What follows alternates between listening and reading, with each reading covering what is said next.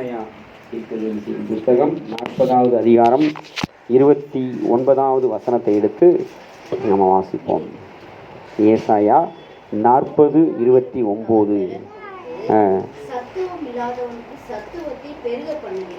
சோர்ந்து போகிறவனுக்கு கர்த்தர் என்ன செய்கிறாராம்?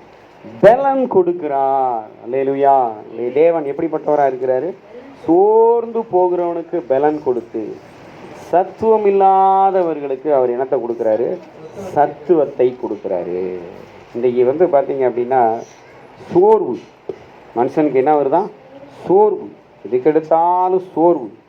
ஆமாம், சோர்ந்து போகிறவங்களுடைய வாழ்க்கையில் பார்த்திங்கன்னா அவங்க வாழ்க்கையே ஸ்தம்பிச்சு போயிடும்.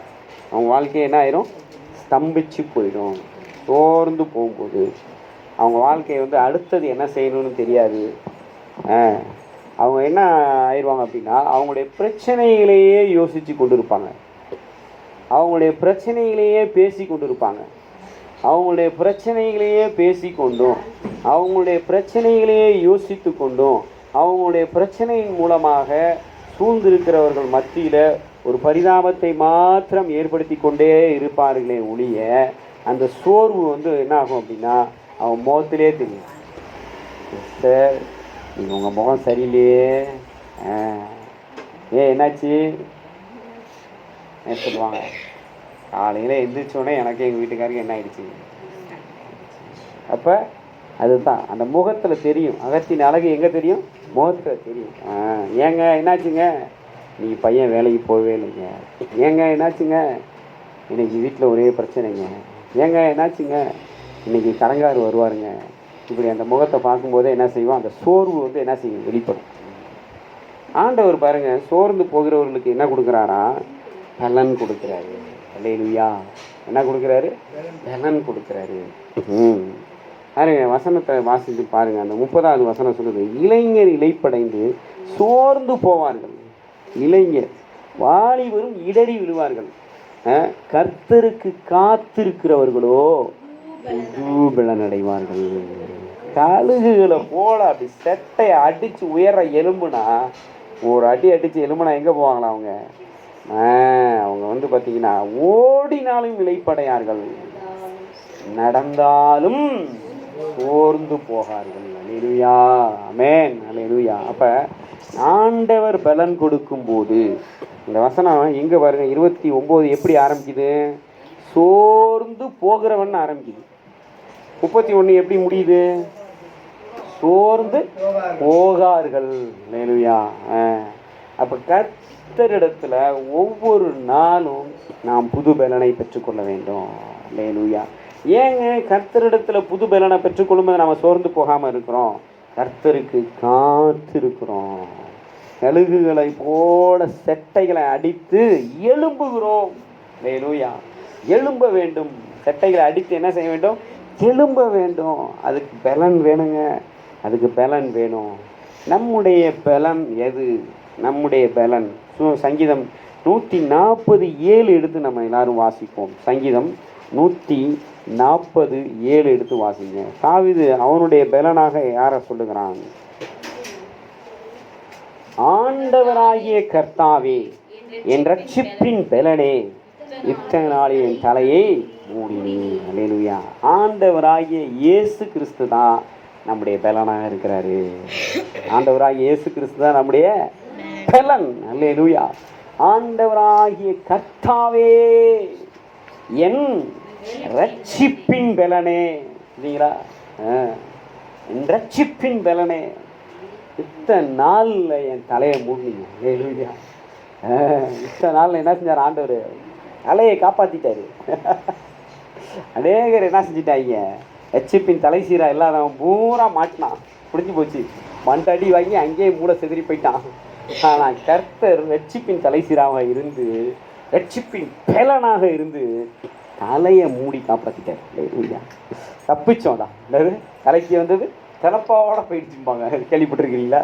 தலைக்கு வந்தது தலப்பாவையோடு போயிடுச்சு. ஏன் அப்படின்னா கர்த்தர் தலையை மூடிட்டார். அல்லேலூயா. ஆமென். ரட்சிப்பின் பலனாக இருக்கிறாரு. அப்படி அம்பு நேராக வரும்போது லேசாக அம்பை டைவர்ட் பண்ணி விட்டார். அவ்வளோதான். ஒரு நூல் ரொம்ப டைவெர்ட் பண்ணி விட்டாரு. அது நம்ம மேலே வர வேண்டியது எங்கே போயிடுச்சு? சைடில் சங்கின்னு போயிடுச்சு, அவ்வளோதான். ஏன்னா தேவன் நமக்கு ரட்சிப்பின் பலனாக இருக்கிறாரு. அப்போ ஏன் சோர்ந்து போகாமல் இருக்க முடியும் அப்படின்னா அந்த ரட்சிப்பின் பலன் தான். கடைசி நேரத்தில் ஆண்டவர் என்ன செய்யலை? கைவிடவில்லை. மோசையை கேட்டிங்கன்னா சொல்லுவார், நாங்கள் செங்கடல் முன்னால் நின்றுட்டு இருக்கும்போது வித்தின் செகண்டில் ஆண்டவர் அப்படி சமுத்திரத்தை ரெண்டாக பொழந்தாரு பாருங்க. ஏ அப்பா, அப்படி இருந்துச்சு அப்படின்பாரு மோசையை கேட்டா. ஏன்னா அந்த ரட்சிப்பின் பலன். அல்லேலூயா. தாவீதை கேட்டால் சொல்லுவார், எல்லாம் நடுங்கிட்டு இருந்தாங்க, ஆண்டவருடைய பலன் எனக்குள்ளே வந்துச்சு பாருங்க, ஓய்வு சும்மா அப்படி ஒரு சொல்லிட்டு விட்டேன் பாருங்க, பயப்புல அப்படியே தெரிச்சுக்கிட்டு விழுந்துட்டான். ஓடி போய் பட்டையை எடுத்தான், அவன் பட்டையை எடுத்தான், அவன் கழுத்தை அறுத்துட்டேங்க, தலையை தூக்கிட்டு ஓடினேங்க அவள்கிட்ட அப்படின்பாரு அவர். என்ன? ரட்சிப்பின் பலன். அல்லேலூயா. கர்த்தர் என்னவா இருக்கிறாரா? ரட்சிப்பின் பலனாக இருக்கிறாரு. ஆகையினால நம்ம என்ன செய்ய மாட்டோம்? சோர்ந்து போக மாட்டோம். அந்த ரட்சிப்பின் பலன் தான் இன்றைக்கு நமக்கு என்ன பலனாக இருக்குது அப்படின்னா புது பலனாக இருக்கிறது. அல்லேலூயா. பழைய பிரச்சனைகளில் நீங்கள் சோர்ந்து போக வேண்டாம். பழைய பிரச்சனைகளை நீங்கள் உலண்டு கிடக்க வேண்டாம். பழைய பிரச்சனைகளை பேசி பேசி தேஞ்ச ரெக்கார்டு மாதிரி என்ன செய்யாதீங்க. பழைய பிரச்சனைகளை யோசித்து ஆவியில் பலன் இழந்து, ஆத்துமாவில் பலன் இழந்து, சரீரத்தில் என்ன செய்யணுன்னே முடியாமல் அப்படியே கிடக்குறீங்க அப்படின்னா கர்த்தருக்கு காத்துருங்க. ஆண்டவராகிய கர்த்தர் ரட்சிப்பின் பலனா புது பலனா வருவார். செட்டைகளை அடித்து எழும்புவோம். அல்லேலூயா. ஓடினாலும் நடந்தாலும் சோர்ந்து போக மாட்டோம். நம்முடைய வாழ்க்கையில் என்ன செய்ய மாட்டோம்? சோர்ந்து போக மாட்டோம். ஆத்துமாவில் தேவன் எப்படி பலன் தருகிறார்? ஒரு 3 வசனங்களை வேகமாக வாசிப்போம். நேரம் இல்லாதனால் நான் வேகமாக போகிறேன். நெகேமியா 8:10 கடைசி லைன் இப்படியாக சொல்லுது. அதை நீங்கள் தேடி எடுத்து வாசிக்கிறதுக்குள்ள நேரம் ஆகிடும். கர்த்தருக்குள் மகிழ்ச்சியாக இருப்பதே உங்கள் பலன். அல்லேலூயா. கர்த்தருக்குள்ளே எப்படி இருக்கணும்? மகிழ்ச்சியாக இருக்கணும். கர்த்தருக்குள்ளே எப்போ மகிழ்ச்சி வரும்? கர்த்தருடைய வார்த்தைகள் எரேமியா 15:16 எழுதப்பட்டிருக்குது. கிடைத்த உடனே உட்கொண்டேன். கிடைத்த உடனே என்ன செய்யணும்? அதை உட்கொள்ளணும். கர்த்தருடைய வார்த்தையை உட்கொள்றதுனா என்ன அர்த்தம் அப்படின்னா அதை மனசுக்குள்ளே கொண்டு போய் வைக்கணும், அதை இருதயத்தில் கொண்டு போய் வைக்கணும். நம்முடைய பிரச்சனைகளை மனசில் வைக்கக்கூடாது, நம்முடைய தேவைகளை மனசில் வைக்கக்கூடாது, அதை மைண்ட் பண்ணணும். ஆனால் என்ன செய்யக்கூடாது? ஹார்ட்டில் கொண்டு போகக்கூடாது. அதை என்ன செய்யணும் அப்படின்னா நம்முடைய இருதயத்திலேருந்து எடுத்து போடணும் பிரச்சனைகள் எல்லாம். ஆனால் இருதயத்தில் கொண்டு போய் வசனத்தை வைக்க வேண்டும்.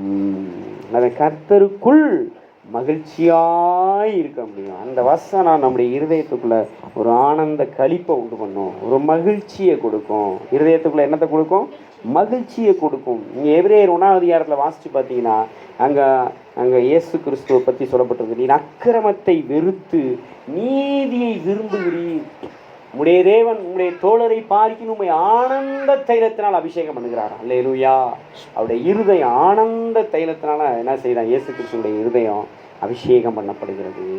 அப்போ சங்கீதம் 84:5 எடுத்து வாசிங்க. சங்கீதம் 84:5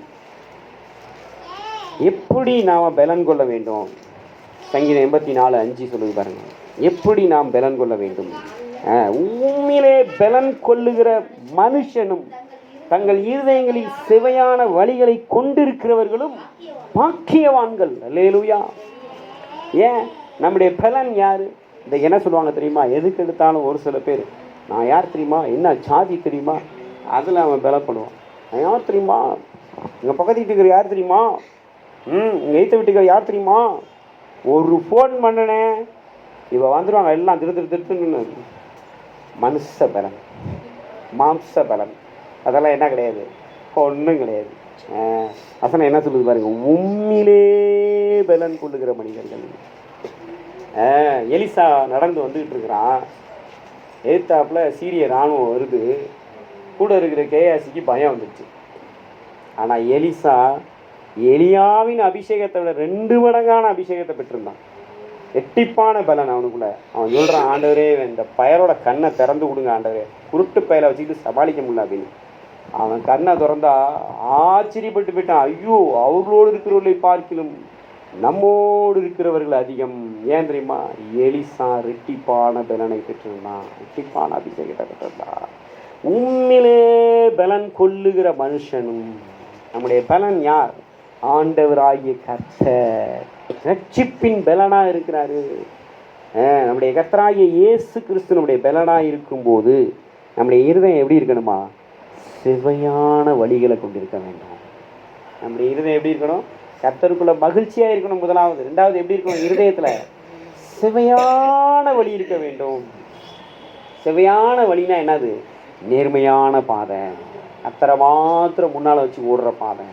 அடுத்தவங்க மேலே பொறாமப்படுறது, அடுத்தவங்க மேலே கோவப்படுறது, அடுத்தவங்க மேலே கசப்பு வைக்கிறது, அடுத்தவங்களை பகைக்கிறது, வெறுக்கிறது, அவங்களுடைய குற்றங்களை குறைகளை 100 வருஷத்துக்கு முன்னால் செஞ்சது மனசுக்குள்ளேயே வச்சு, அதெல்லாம் வேண்டாம். எதுவாக இருந்தாலும் தூக்கி எறிஞ்சு கொடுக்குது.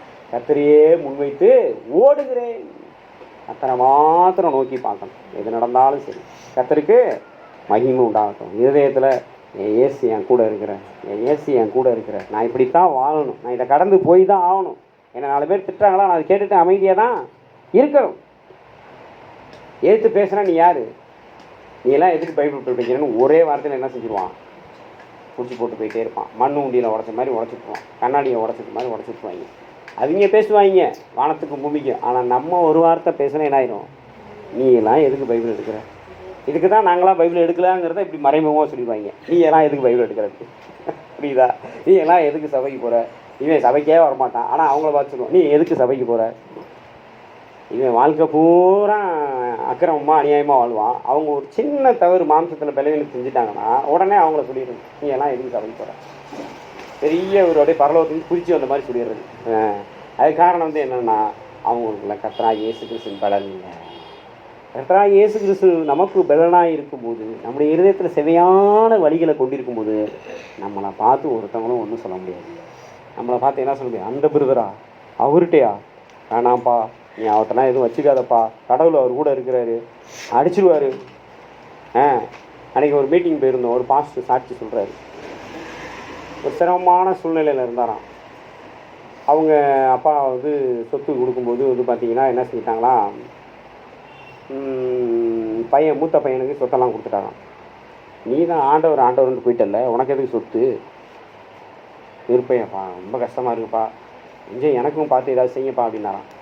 அவர் சொன்னாராம், நீ தான் ஆண்டவர்னு போயிட்டேப்பா, அவன் தான் நான் சொன்னபடி கேட்டு நல்லா படித்து வேலைக்கு போய் நல்லா சம்பாரித்து நல்லா இருக்கிறான், என் சொத்தை அவனுக்கு தான் கொடுப்பேன், உடனே ஆண்டவர் பார்த்துக்குவார் போப்பா அப்படின்ட்டாரான். ரொம்ப மனசு கஷ்டமாக போயிடுச்சான். சரி, வீட்டில் வந்து உட்காந்து ஆண்டவரே அப்பாவை மன்னிச்சிருங்க, தெரியாமல் பேசிட்டாரு அப்படின்னு ஜெபம் பண்ணிகிட்டே இருந்தாராம். திடீர்னு வந்து பார்த்தீங்க அப்படின்னா ஒரு வாரம் கழிச்சு அப்பா லெட்டர் போட்டாராம், வாப்பா அப்படின்னு சொல்லி. வீட்டில் போய் பார்த்தா அப்பா வந்து மூஞ்சி அப்படியே வாயெல்லாம் வீங்கி போய் உட்காந்துதான். ஏன்னாப்பா என்னாச்சுப்பா? அவனுக்கு சத்துல சொன்னால போகிற வழியே கீழே வந்து உதறி கிழிஞ்சிருச்சுப்பா, ஆண்டவர் உணர்த்தினாரு, இந்த அச்சுக்க உனக்கு அப்படின்னு சொல்லி கொடுத்தாரான். ஆண்டவர் என்ன செஞ்சாரா? உணர்த்தினாரா? பார்த்தீங்களா?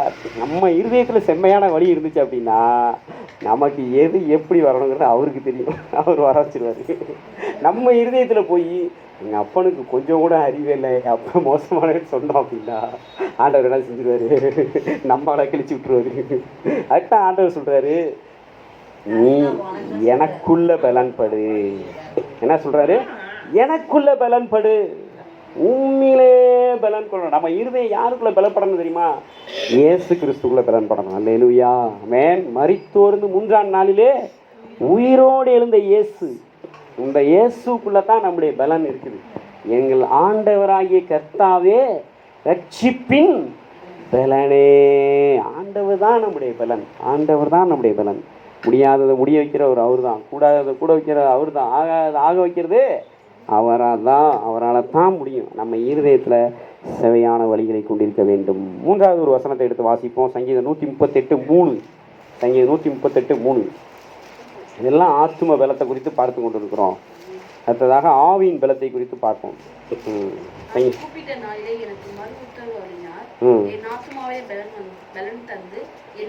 பார்த்தீங்களா? ஆத்துமால எதுக்கு திரும்ப ஆண்டவர் பலன் தராரு? ஒரு பக்கம் அவருக்குள்ள மகிழ்ச்சியா இருக்கணும், இன்னொரு பக்கம் செவையான வழி நம்ம இருதயத்துல இருக்கணும், இன்னொரு பக்கம் ஆத்துமாவில் பலன் தந்து தைரியப்படுத்துறாரு. அல்லேலூயா, ஆமென், அல்லேலூயா. ஆண்டவர் என்ன செய்யணும்? ஆத்துமால நமக்கு தருகிற தைரியம், ஆ இயேசு கிறிஸ்து பாருங்கள், அந்த கடலில் போகும்போது எல்லாம் அமிழ்ந்து போயிடுவோமோ செத்துருவோமான்னு பயப்படுறாங்க. இவர் என்னடா ஹாயாக தூங்குறாரு. போகடா, நான் படைச்ச காற்று என்னை மிஞ்சி என்னடா கிழிச்சிட போது, நீங்களாம் கடந்து பயப்படுங்கடான்ட்டு இவர் ஹாயாக தூங்குறாரு. ஆண்டவரே மடித்து போகிறோம், எழுந்துருங்க அப்படிங்கிறாங்க.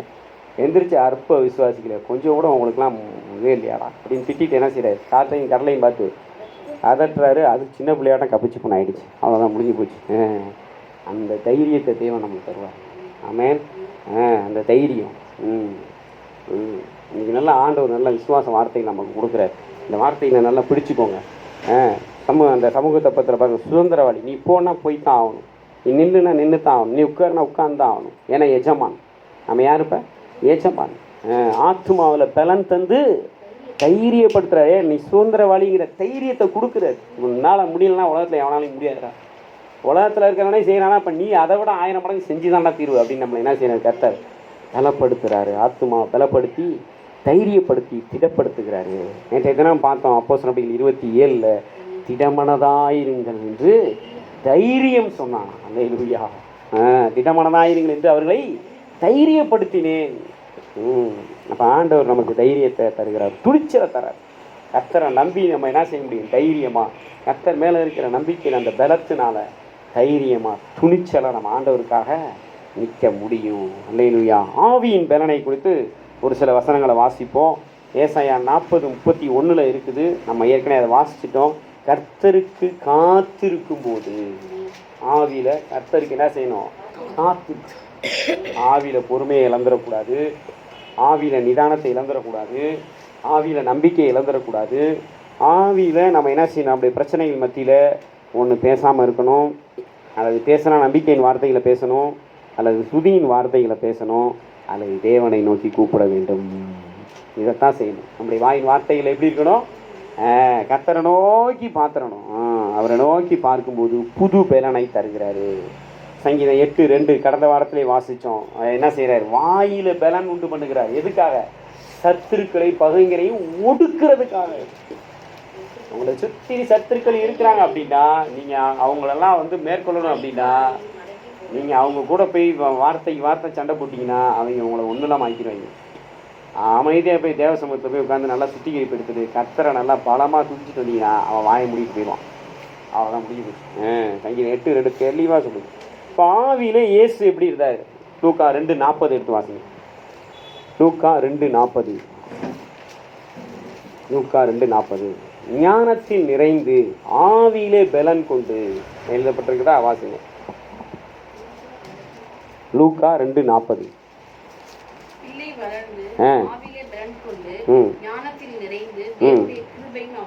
தேவனுடைய கிருபை அவர் மேலே இருந்துச்சான். அல்லேலூயா. ஆமென். அப்போ ஆவியில இயேசு எப்படி இருந்தாராம்? பலன் கொண்டு இருந்தார். ஆவியில இயேசு பலன் கொண்டு இருந்தார். பாருங்க, இப்போ நீங்கள் வாசிங்க, நீங்கள் 49 வாசிங்க. 2:49.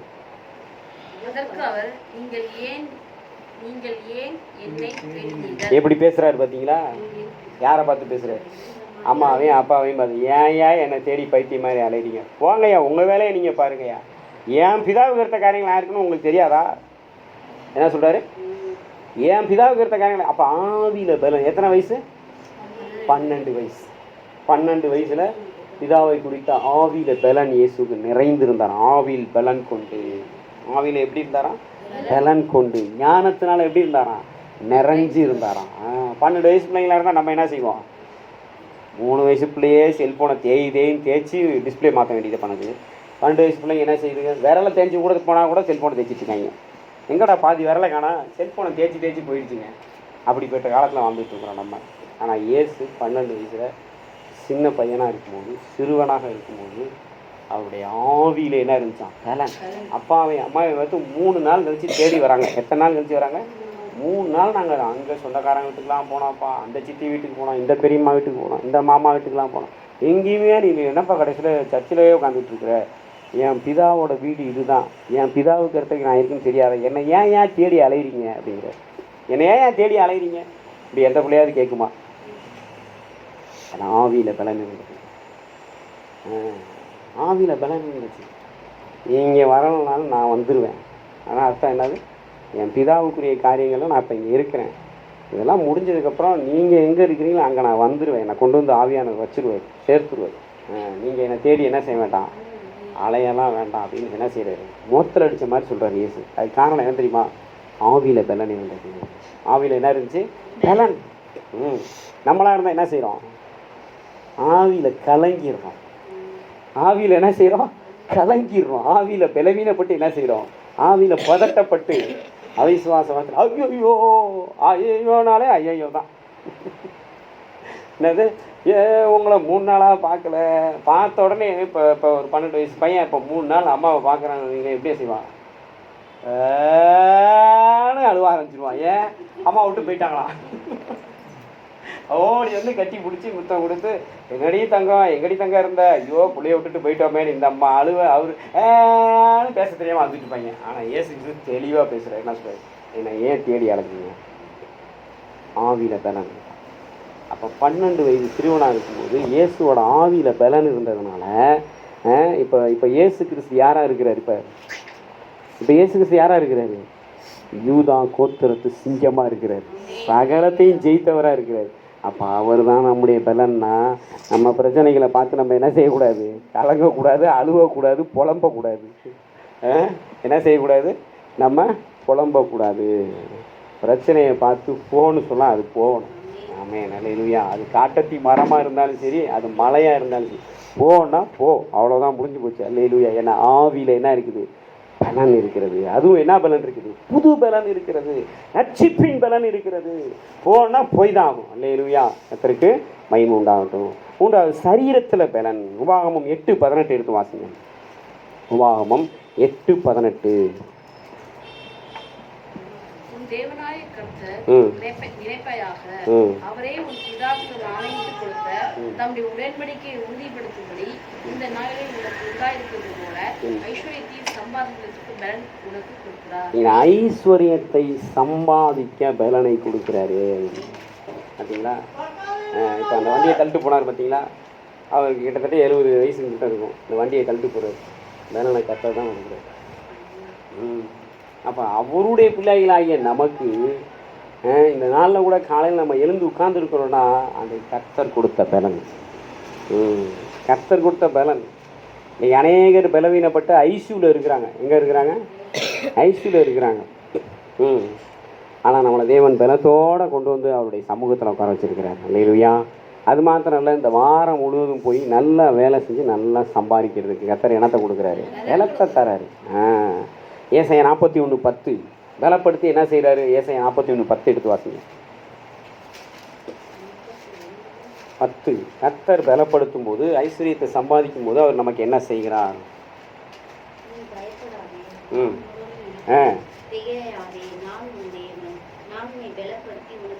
பலப்படுத்தி சகாயம் பண்ணுவேன், நீதியின் வலதுகரத்தினால் உன்னை தாங்குவேன். ஐஸ்வர்யத்தை சம்பாதிக்கிறதுக்கு பலன் கொடுக்கறது அவர் தான். அந்த ஐஸ்வர்யத்தின் மூலமாக நமக்கு நல்ல வீடு, வாசல், நல்ல மனைவி, பிள்ளைகள், நல்ல சுதந்திரங்கள், ஆசீர்வாதங்கள், காரு, மாதிரி காரியங்கள்லாம் அவருக்கென்று அவருக்குள் அவரால் நமக்கு அவர் கொடுக்குறார். சகாயம் பண்ணுவேன். பார்த்தீங்களா? சகாயம் பண்ணுவேங்கிறார். ஆனால் என்ன அர்த்தம் அப்படின்னா, அவர் நம்மை பலப்படுத்தி நம்மளை ஸ்திரப்படுத்துகிறாரு, நம்மளை ஆசீர்வதிக்கிறாரு, நமக்கு தேவையான நன்மைகளெல்லாம் ஈவுகளெல்லாம் அவர் என்ன செய்கிறாரு? அளவில்லாமல் கொடுக்குறாரு. இதெல்லாம் அவருடைய பலன். அப்போ ஆண்டவர்கிட்ட கேட்கணும். ஆண்டவர்கிட்ட என்ன கேட்கணும்? பலன் தாங்க ஆண்டவரே. என்ன கேட்கணும்? பலன் தாங்க ஆண்டவரேன்னு கேட்கணும். ஒரு சில எச்சரிக்கையான வசனங்களை நாம் வாசிக்க இருக்கிறோம். சங்கீதம் 31:10 எடுத்து வாசிங்க. நம்முடைய வாழ்க்கையில் பலன் எப்போ குறையும்? பலன் குறைஞ்சா என்ன ஆகும்? வருஷங்கள் தவிப்பினாலும் கழிந்து போயிற்று. என் அக்கிரமத்தினாலே என் பலன் குறைந்து என் எலும்புகள் உருண்டு போயிற்று. இந்த அக்கிரமத்தினால என்ன குறையுதான்? பலன் குறையுதுங்க. அக்கிரமத்தினால பலன் குறையும் போது எலும்புகள் என்ன ஆகுதான்? ட்ரைனஸ் ஆகும். பார்த்தீங்களா? ஒரு மனுஷனுக்கு எலும்பு ட்ரைனஸ் ஆயிடுச்சுன்னா என்ன தெரியுமா ஆகும்? என்ன ஆகும்? எலும்பு ட்ரைனஸ் ஆயிடுச்சுன்னா எலும்பு தேஞ்சி போச்சும்பா, அப்புறம் மூட்டு மாற்று அறுவை சிகிச்சை பண்ணணும்பா, அப்புறம் நடக்கும்போது கீழே வந்தார் கால் 2ஆக போயிடுச்சும்பாங்க. இதெல்லாம் எதனால் வருது? அக்கிரமத்தினால பலன் குறையுது. அக்கிரமத்தினால என்ன குறையுது? பலன் குறையுது.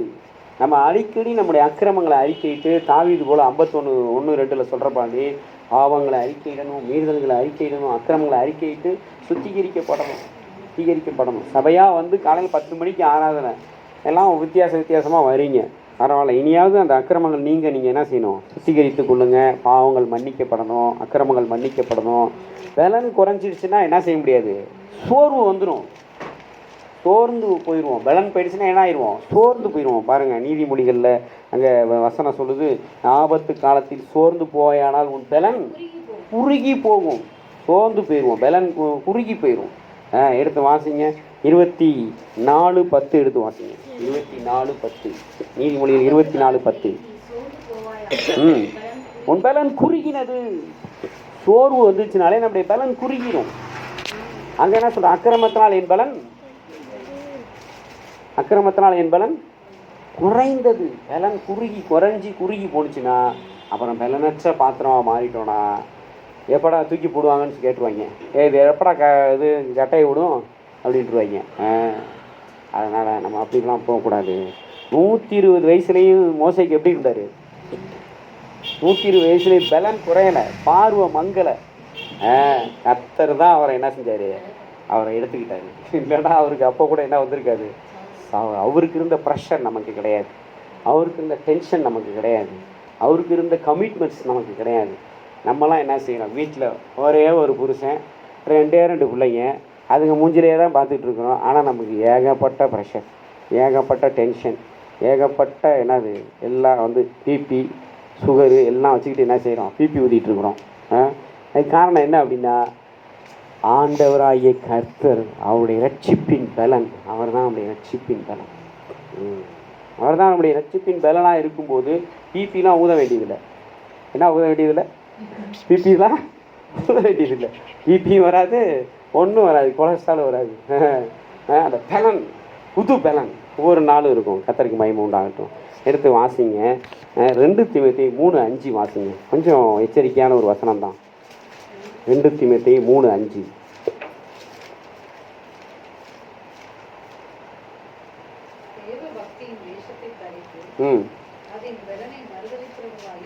பார்த்தீங்களா? தேவ பக்தியின் வேஷத்தை தரிச்சிக்குவாங்க. என்ன மாதிரி இப்போ வெள்ளை போட்டுக்கிறது, கையில் பைபிளோடே இருக்கிறது. ஆனால் பலனை மறுதளிப்பாங்க. என்ன பலன்? பரிசுத்தம் இருக்காது. உள்ளான வாழ்க்கையில் பரிசுத்தம் இருக்காது. அந்தரங்க வாழ்க்கையில் என்ன இருக்காது? பரிசுத்தம் இருக்காது. ஜெப ஜீவியம் இருக்காது. ஆனால் வெளியே வந்து பாட்டு பாட சொன்னாங்கன்னா அப்படியே தாவீதை போல நடனமாடி அப்படியே ஆடினாங்கன்னா டங்கு ஆடுவாங்க. அதில் ஒரு பலன்னு கிடையாது. அதில் என்ன கிடையாது? ஒரு பலனும் கிடையாது. பலன் பரிசுத்தத்தில் தான் இருக்குது, ரட்சிப்பில் இருக்குது. ஏன்? வேத வசனம் என்ன சொல்லுது? சிலுவை பற்றிய உபதேசம் கெட்டு போகிறவர்களுக்கு பைத்தியமாய், ரட்சிக்கப்படுகிற நமக்கும் அது தேவ பலனாக இருக்கிறது. சிலுவை பற்றிய உபதேசம், அதில் ஒரு விசுவாசி நல்லா ஸ்ட்ராங்காக இருந்தான் அப்படின்னா அவன் தான் பலன் உள்ளவன். அல்லேலூயா, ஆமென். ஏன் சிலுவை பற்றிய உபதேசம் என்ன சொல்லுது? சிலுவை பற்றிய உபதேசம் நமக்கு சுயத்துக்கு சாவு கொடுக்குது, உலகத்துக்கு சாவு கொடுக்குது. பவுல் சொல்கிறான் பாருங்க, கிறிஸ்துவுடைய தங்கள் மாம்சத்துக்கு ஆசை இச்சைக்கும் சிலுவையில் அறையப்பட்டிருக்கிறார்கள். உலகம் எனக்கு சிலுவையில் இருக்கு, உலகத்திற்கு நானும் சிலுவையில் அறையுண்டு இருக்கிறேன். அப்போ உலகமும் மாமிசமும் நம்ம சிலுவையில் அறையுண்டு இருக்கும்போது பிசாசை ஏற்றுனா அவன் நம்மளை விட்டு என்ன செய்வான்? இவங்கிட்ட நம்ம பருப்பு வேகாதுன்னு சொல்லிட்டு அவன் போயிடுவான். அவன் அதுதான் பலனுள்ள ஒரு வாழ்க்கை. நம்ம அதெல்லாம் சிலுவை பற்றிய உபதேசம்லாம் நமக்கு பிரச்சனை இல்லைங்க. நம்ம நல்லா ஒயிட் அண்ட் ஒயிட் போட்டிருக்கணும், நல்லா சர்ச்சுக்கு போகணும், பாஸ்ட் வந்து நம்மளை மதிக்கணும், பாஸ்ட் வந்து நம்மளை கண்டா வந்து என்ன செய்யணும்? பிரைஸ் லார்ட் சொல்லணும். பாஸ்ட் வந்து நம்மளை என்ன செய்யணும்? தலைமையில் தூக்கி வச்சுருக்கணும். பாஸ்ட் வந்து அவங்கள தலைமையில் தூக்கி வைக்கணுமா? எப்படி? அப்போ என்ன ஆகுது? தாழ்மை என்ற பலன் இல்லை, பெருமை என்ற மறுதளிப்பு இருக்கிறது. என்னாச்சு?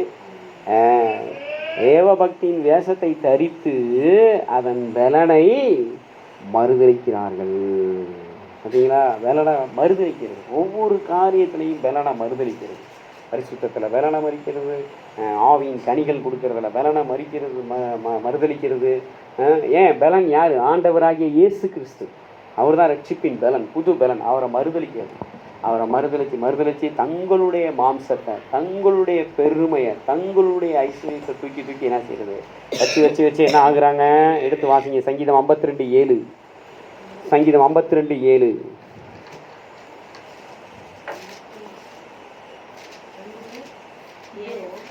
7.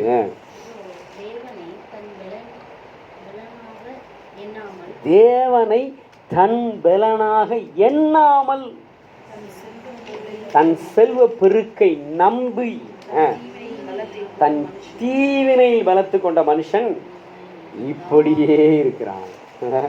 பார்த்தீங்களா எவ்வளோ அழகா வசனம் சொல்லுது பார்த்தீங்களா. செல்வத்தை நம்பும்போது, செல்வத்தை பலனாக கொள்ளும்போது அவன் தீவினையில் தான் போவானான். தீவினைனா என்னது? பாவம். தீவினைனா என்னது? பாவம், சாபம். இதெல்லாம் விடவே விடாது அவங்க வாழ்க்கையில்.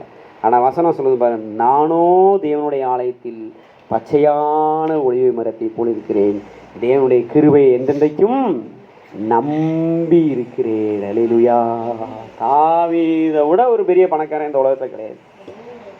தாவீதை விட அவன் சொல்கிறான் பாருங்க, நீங்கள் வாசி பாருங்க நாளாகமோ ராஜாக்கள் எல்லாம், அவன் எவ்வளோ திரும்ப சவதரித்த வெள்ளி, ரத்தனம், பொண்ணு, வெங்கலம் எல்லாத்தையும் தேவனுடைய ஆலயத்துக்காக கொடுத்துட்டான்.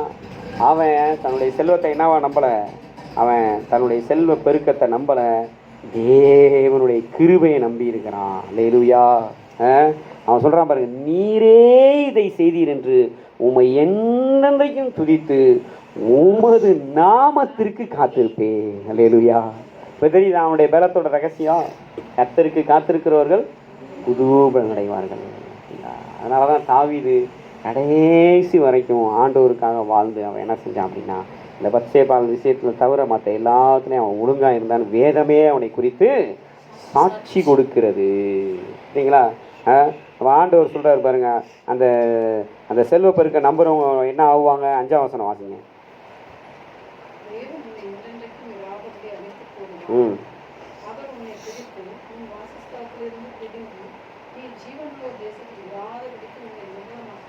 பார்த்தீங்களா, அங்கே சேலம் அப்படிங்கிற வார்த்தை வருது. அப்படின்னா என்ன அர்த்தம்? ரொம்ப கவனித்து வாசிப்பா, நிறுத்தி கொஞ்சம் யோசிச்சுட்டு அப்புறமா அடுத்த வசனத்தை வாசின்னு அர்த்தம். சேலானா என்ன அர்த்தம்? நிறுத்தி வாசிச்சுட்டு கொஞ்சம் யோசிச்சுட்டு அடுத்த வசனத்தை வாசின்னு அர்த்தம். யார்? இந்த செல்வ பெருக்க நீதிமான்கள் அதை கண்டு பயந்து அவனை பார்த்து நகைத்து, இதோ தேவனை தன் பலனாக எண்ணாமல் செல்வ பெருக்கை நம்பினான். இப்போ என்ன ஆகிட்டான்? அழிஞ்சு போயிட்டான். ஜீவனில் ஒரு தேசத்தில் இருந்து இராதபடிக்கு என்ன ஆகிட்டான்? நிர்மூலமாயிட்டான். பார்த்தீங்களா. இதைத்தான் நம்ம விளங்கி கொள்ளணும்.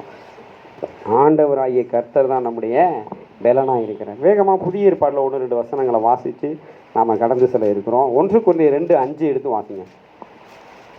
1 கொரிந்தியர் 2:5.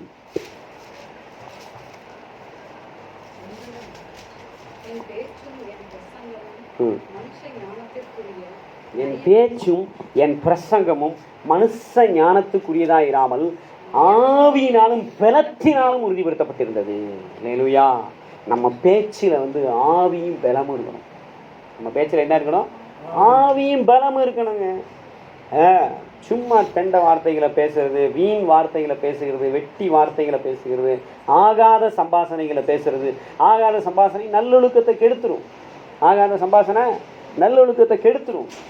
நம்ம வாயிலிருந்து வரக்கூடிய வார்த்தைகள் கர்த்தருக்கு ஸ்தோத்திரம், கர்த்தருக்கு சித்தமானா. இந்த 2 வார்த்தையை நீங்கள் உங்கள் ஆவியில் பயன்படுத்தி பாருங்கள். உங்கள் வாழ்க்கையில் எவ்வளோ தேவை பலன் இருக்கும் தெரியுமா? இந்த 2 வார்த்தைக்கு அவ்வளோ விசேஷமானது. இயேசுவின் நாமத்தில் இந்த 3 வார்த்தையை பயன்படுத்துங்க. கர்த்தருக்கு ஸ்தோத்திரம் 1, 2வது இயேசுவின் நாமத்தில், 3வது கர்த்தருக்கு சித்தமானால். இந்த வார்த்தைகளை கேஷுவலாக எப்போவுமே பேசி பழகுங்க. நல்லா இருக்கீங்களா? தேவ கிருபையில் நல்லா இருக்கேன், ஏதோ உங்கள் புண்ணியத்தில் நல்லா இருக்கேன், முடிஞ்சு போச்சு உங்களை. அவனே பாதி, அவன் எங்கே புண்ணியம் செஞ்சு கிழிச்சான். நீ உன் புண்ணியத்தில் நல்லா இருக்கேன்னு சொன்னா அவன் செஞ்ச பாவம் தான் உன்னை பிடிச்சிக்கிட்டு என்ன செய்யும்? பிடிச்சி சொரிஞ்சு ரணகலமாக்கும். எதுக்கு தேவையா? நல்லா இருக்கீங்களா சிஸ்டர்? நல்லா இருக்கேங்க, ஆண்டோடைய கிருபை இல்லைங்க அப்படின்னா ஆண்டோடைய கிருபை என்ன செய்யும்? பலப்படுத்தும். நானோ கர்த்தருடைய கிருபை என்னென்றைக்கும் நம்பி இருக்கிறேன். அப்படின்னா நீ எப்படி இருப்ப? தேவனுடைய ஆலயத்தில் பச்சையான ஒளிவு மரத்தை போல இருப்ப. தேவனுடைய ஆலயத்தில் எப்படி இருக்கலாம்? அப்படியே ஸ்ட்ராங்காக. ஒளிவு மரம்னா என்ன ஆகும்? என்ன இடி இடித்தாலும், என்ன மழை வந்தாலும், என்ன புயல் வந்தாலும் அப்படி நிமிர்ந்து நிற்கும். அது மாதிரி பலனா நிற்கணும் அப்படின்னா தேவனுடைய கிருபையை பற்றி கொள்ள வேண்டும். நம்முடைய ஆவியில் பலம் இருக்க வேண்டும். நம்முடைய ஆவியில் என்ன இருக்கணும்? பலத்தினால் உறுதிப்பட்ட வார்த்தைகளை பேசுங்க. உறுதியில்லாத ஸ்திரமில்லாத வார்த்தைகளை பேசாதீங்க. சந்தேகமான வார்த்தைகளை பேசாதீங்க. ஐயோன்னு சொல்லாதீங்க. எதுக்குமே இந்த ஐயோங்கிற வார்த்தையை உங்கள் வாயிலேருந்து என்ன செய்யக்கூடாது? வரக்கூடாது. அவன் அப்படி ஆயிடுவான், இப்படி ஆயிடுவான், சாப வார்த்தைகள் நம்மளுடைய ஆவியில் வரக்கூடாது. எதுவாக இருந்தாலும் கர்த்தர் பார்த்துக்கொள்வார். அதுக்கு எவ்வளோ அற்புதமான ஒரு வார்த்தை வரும். அதைத்தான் சொன்னார் ஆபிரகாம் அங்கே போயிட்டு வந்து மிட் நைட்டு ப்ரேயர் பண்ணிட்டு இருந்தாரா, இல்லை ஆல் நைட் ப்ரேயர் பண்ணிட்டு இருந்தாரா, இல்லை உபவாச ஜெபம் பண்ணிட்டு இருந்தாரா? ஒன்றும் செய்யலை. நானும் பிள்ளையாடன்னு போயிட்டு வருவோம், அவ்வளோதான். அவர்கிட்ட ஈசாக்கு கேட்குறான், என்னங்கப்பா? கர்த்தர் பார்த்துக்குவார். புளிச்சு போச்சு, வேற ஒன்றும் கிடையாது. கர்த்தர் பார்த்துக்கிட்டாரா இல்லையா? சொல்லுங்கள், கர்த்தர் பார்த்துக்கிட்டாரா இல்லையா? ஏங்க ஐயோ தெரிலப்பா, ஒன்னதான்ப்பா கொடுக்க போகிறேன்னு சொல்லி தான் அவன் என்ன செஞ்சிருப்பான்? எடுத்து டப்பக்குன்னு ஒரு குத்திட்டிவன் ஓடிருப்பான். கதையே மாறி இருக்கும். கர்த்தர் பார்த்துக்குவாருன்னு சொன்னது என்னாச்சு? இவனை கையெல்லாம் காலெல்லாம் கட்டி மேலே வச்சோன்னே இவன் அமைதியாகவே இருக்கிறான். இதை கர்த்தர் பார்த்துக்குவார் போல இருக்கிற அப்பா சொல்கிறாருன்ட்டு. என்ன நடந்தது? புள்ளையாண்டன் மேலே கையை போடாது, கர்த்தர் பார்த்துக்கிட்டாரு. திரும்பி பார்த்தா முள்ளில் வந்து தலை சிக்கிது, கொம்பு மாட்டிருக்கு. இயேசு தான் இல்லையா? அவருடைய தலையில் முள்முடி வச்சு நசுக்குனாங்க. இயேசு நமக்காக பலியாவாருங்கிறத அங்கே அடையாளமாக அற்புதமாக தேவன் வந்து என்ன செய்கிறாரு? கொடுத்து ஆபிரகாமை என்ன செய்கிறாரு? பலப்படுத்துகிறார். நான் உன்னை ஆசீர்வதிப்பேன்னு சொல்லி என்ன செய்கிறாரு? அவனை உனக்குள் பூமியில் வம்சங்கள் எல்லாம் ஆசீர்வதிக்கப்பட்டுன்னு சொல்லி அவனை என்ன செய்கிறாரு? பலப்படுத்தினார். அவ்விதமாக நம்முடைய ஆவியில் பலன் இருக்க வேண்டும். இப்போ ஆவியில் பலன் இருக்குன்னா என்ன செய்யணும்? எபேசியர் 3:16 எடுத்து வாசிங்க. எபேசியர் 3:16.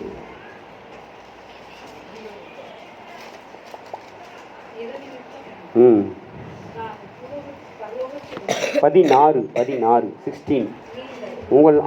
நீங்கள் அவருடைய ஆவியினாலே உள்ளான மனுஷன்ல வல்லமையாய் பலப்படுங்கள். அல்லேலூயா, ஆமென், அல்லேலூயா.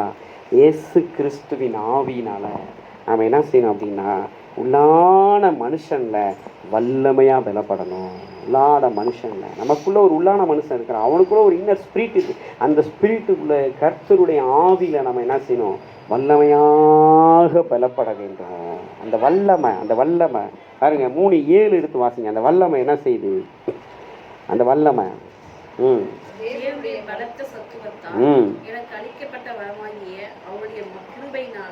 கிருபையினாலே சுவிசேஷத்து ஊழியக்காரனாக. பார்த்தீங்களா? அந்த வல்லமை சுவிசேஷத்துக்கு ஊழியக்காரன் ஆகிறான். பலத்த சத்துவம் உள்ளான மனுஷனுடைய ஆவியில் வல்லமையாக பலப்பட அவனுடைய வாழ்க்கையில் ஒரு பலத்த சத்துவம் வருது. அவன் பார்த்தீங்க அப்படின்னா அவன் ஆண்டவருக்காக ஓடி அவன் போகிற பட்டணங்கள்லாம் சபைகளை ஏற்படுத்துகிறான். அல்லேலூயா. கர்த்தர் ஆவியை பலப்படுத்தி நம்முடைய சரீரத்தை வல்லமையாக பயன்படுத்தி போகிற இடங்கள்லாம் பெரிய காரியங்களை செய்து மகிமையானவைகளை மகத்துவமானவைகளை செய்கிறாரு. எபேசியர் 6:10 சொல்லுது பாருங்க. கடைசியாக என் சகோதரரே, கர்த்தரிலும் அவருடைய சத்துவத்திலும் வல்லமையிலும் பலப்படுங்கள். அப்போ அந்த சத்துவம் வல்லமை என்னது? எபேசியர் 1:19 எடுத்து வாசிங்க. அந்த சத்துவமும் வல்லமையும் எதில் இருக்குது? அந்த சத்துவமும் வல்லமையும் எதில் இருக்குது? அந்த பலம் எதில் இருக்குது? தாம் கிறிஸ்துவை மரித்தோரிலிருந்து எழுப்பி அவரிடத்தில் நடப்பித்த தமது பலத்த சத்துவத்தின் வல்லமையின்படியே. சரிங்களா? அந்த பலத்த சத்துவம் எங்கே தெரியுமா இருக்குது? உலகத்திலேயே ஒரு மனுஷன் உயிரோடு எழுந்திருச்சார். எல்லா மனுஷனும் செத்து மண்ணோட மண்ணாக போயிட்டான். எவ்வளோ பெரிய ரிஷிங்கிறான், யோகிங்கிறான், ஞானிங்கிறான், என்னென்னமோ செஞ்சவன் போகிறான், செத்து என்ன ஆகிட்டான்? மண்ணோட மண்ணாக போயிட்டான். அவ்வளோதான், ஒருத்த கூட உயிர் தள்ளலை. ஆனால் இயேசு 3ஆம் நாள் உயிரோடு இருந்தார். வசனம் சொல்லுவான், கிறிஸ்துவை மரித்தோரிலிருந்து எழுப்பி அவரிடத்தில் நடப்பித்த பலத்த சத்துவத்தின் வல்லமை. அல்லேலூயா. இதுக்கு பேர் என்ன அப்படின்னா உயிர் தெழுதலின் வல்லமை. இந்த வல்லமைக்கு பேர் என்னது? உயிர் தெழுதலின் வல்லமை. அதுதான் நமக்கு பலத்த சத்துவம். இப்போ உங்களுக்குள்ளேயும் எனக்குள்ளேயும் இந்த பலம் எப்படி தெரியுமா வரும்? இயேசு கிறிஸ்து உயிர் தெழுதலை தியானிக்கும் போது வரும். இயேசு கிறிஸ்து உயிர் தெழுதலை விசுவாசிக்கும் போது வரும். இயேசு கிறிஸ்து உயிர் தெழுதலை அறிக்கையிடும் போது வரும். உயிர் தெழுதலை இயேசுக்கு பாத்திரமாக வாழும்போது வரும் இந்த பலன். அல்லேலூயா. அதுதான் பலத்த சத்துவம். அந்த பலத்த சத்துவம் என்னவா இருக்குது அப்படின்னா வரமாகிய கிருபையை நமக்கு கொடுக்குது. வரமாகிய கிருபையை கொடுக்குது. அந்த கிருபை நமக்கு என்னவா இருக்குது? 2 கொரிந்தியர் 12:9-10 எடுத்து வாசிங்க. 2 கொரிந்தியர் 12:9-10.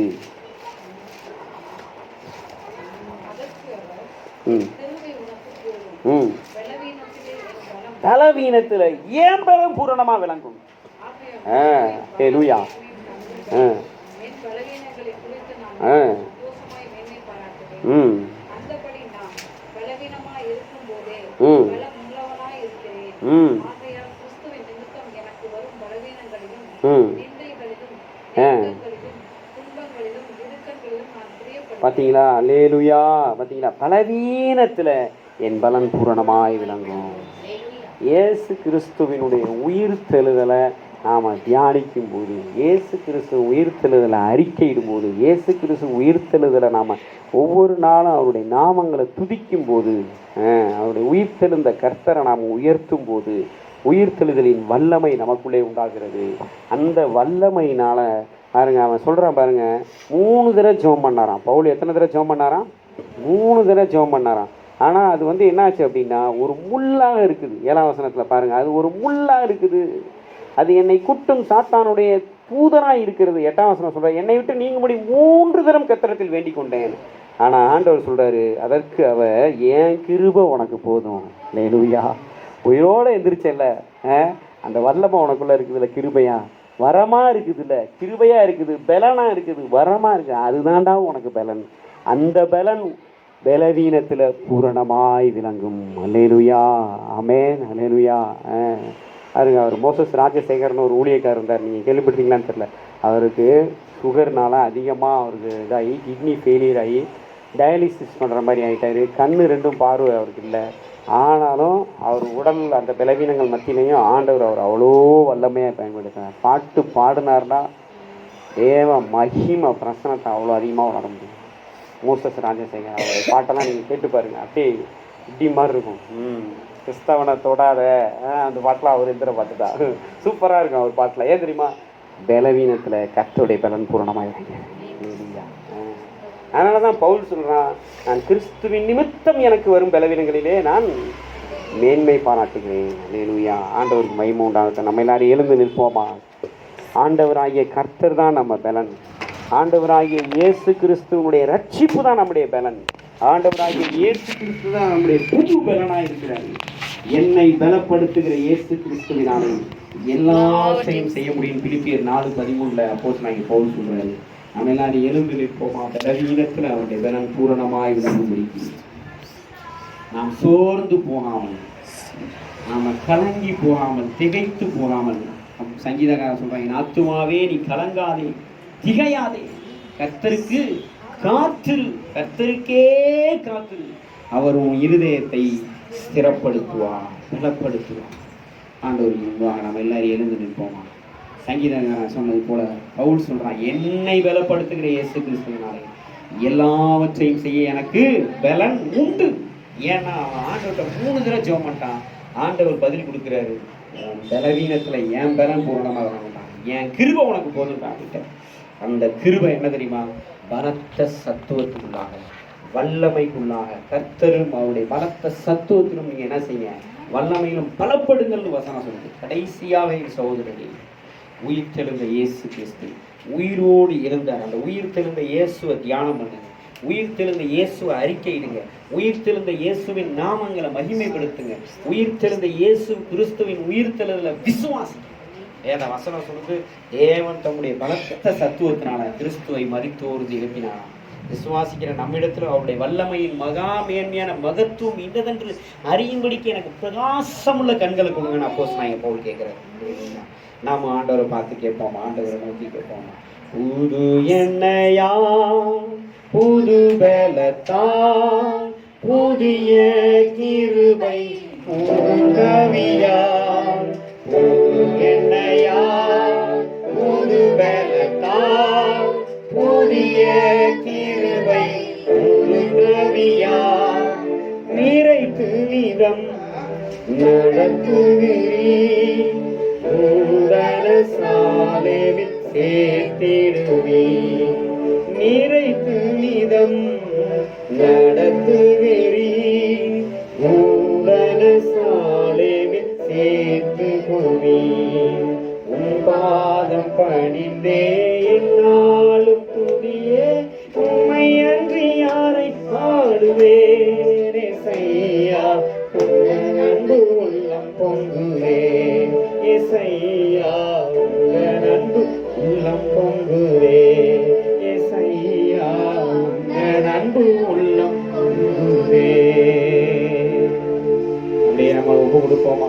இந்த பலவீனங்களை நினைச்சு சோர்ந்து போகாதீங்க.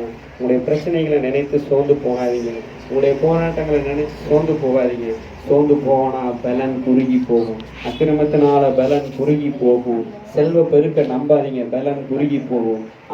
ஆண்டவர் சொல்றாரு, கர்த்தரை நான் என்றென்றைக்கும் நம்பி இருக்கிறேன். அவருடைய கிருபை என்றென்றைக்கும் நம்பி இருந்தோம் அப்படின்னா தேவனுடைய ஆலயத்துல பச்சையான ஒளிவ மரம் போல நம்ம இருப்போமா. ஆண்டவரை மகிமைப்படுத்துவோமா, வாயை திறந்து துதிப்போமா.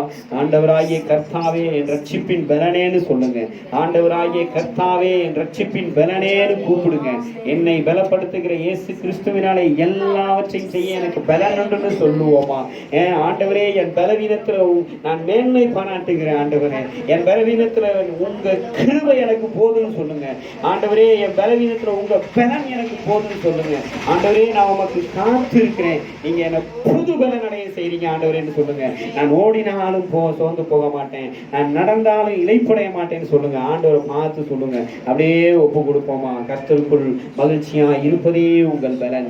ஆவியில பலன் இருக்கணும். சரீரத்துல கர்த்தர் நல்ல சம்பாதிக்கிறதுக்கு பலனை கொடுக்கிறாரு. நம்மளை பலப்படுத்தி சகாயம் செய்கிறார். ஆண்டவரை உயர்த்துவோமா. ஆண்டவரே, உமக்கு ஸ்தோத்திரம். ஆண்டவரே, உமக்கு கோடான கோடி கோடி ஸ்தோத்திரம். அப்பா இயேசுவே, உமக்கு கோடான கோடி ஸ்தோத்திரம். ஆண்டவரே, ஆவியானவரே, உமக்கு கோடான கோடி கோடி ஸ்தோத்திரம். ஆண்டவரே, உண்மையிலே பலன் கொள்ளுகிற மனுஷனும் தங்கள் இருதயத்தில் செவையான வழிகளை கொண்டிருக்கிறவர்களும் பாக்கியவான்கள் சொன்னீங்க. ஆண்டவரே, இந்த வாரம் முழுவதும் ஆண்டவரே, இந்த ஆவி ஆத்மா சரீரம் உண்மையில பலன் கொள்ளட்டும். அப்பா உடைய பலத்தினால எழும்பட்டும். ஆண்டவரே, செட்டைகளை எடுத்து எழும்பட்டும். ஆண்டவரே, நாங்கள் சோர்ந்து போகாதிருக்கும்படி செய்யுங்க. ஆண்டவரே, இந்த வாரம் முழுவதும் நாங்கள் உண்மையிலே பலன் கொண்ட எங்களுக்கு ஆண்டவரே வாழ எங்களுக்கு கிருபைகளை கொடுங்கம்மா. பிரச்சனைகளை மேற்கொண்டு ஜெயிக்க, வியாதி பலவீனங்களை மேற்கொண்டு ஜெயிக்க, கடன்களை மேற்கொண்டு ஜெயிக்க, ஆண்டவரே எல்லா வித போராட்டங்களை மேற்கொண்டு ஜெயிக்க, பிசாசின் கிரியைகள் எல்லாம் போராட்டங்களை மேற்கொண்டு ஜெயிக்க, மாம்ச போராட்டங்களை எல்லாம் மேற்கொண்டு ஜெயிக்க, ஆண்டவரே கர்த்தரிலும் அவருடைய சத்துவத்திலும் வல்லமையிலும் பலப்படுங்கள். பலப்பட எங்களை ஒப்பு கொடுக்குறோம்ப்பா. ஆசீர்வதிங்க ஆண்டவரே. இந்த ஆராதனை கலந்து கொண்ட ஒவ்வொருடைய கண்ணீரையும் தொடங்கி ஆண்டவர் வேதனைகளை நீக்கி போடுங்க. அவங்களுடைய செபங்களுக்கு பதில் கொடுங்க. செப வீரர்களாக மாற்றுங்க ஆண்டவரே. நம்பிக்கை உடையவர்களாக, விசுவாசம் உடையவர்களாக, அன்பு நிறைந்தவர்களாக மாற்றுங்க ஆண்டவரே. பலப்படுத்துங்க ஆண்டவரே. பரிசுத்தப்படுத்துங்க ஆண்டவரே. ஆசீர்வதிங்க. ஐஸ்வர்யத்தையும் சம்பத்தையும் கனத்தையும் மகிமையும் கொடுங்க ஆண்டவரே. அவர்களுடைய காரிய சித்தி உள்ளவர்களாக மாற்றுங்க ஆண்டவரே. அவர்களுடைய செயகரமானவர்களாக மாற்றுங்க ஆண்டவரே. பலவீனத்தில் உடைய பலன் பூரணமாய் விளங்கட்டும் ஆண்டவரே. இயேசுவின் நாமத்தில் ஆசீர்வதிக்கிறோம். இயேசுவின் நாமத்தில் ஒப்பு கொடுத்து ஜெபிக்கிறோம். நீங்க நல்ல பிதாவே. ஆமென், ஆமென், ஆமென். ஆத்துமா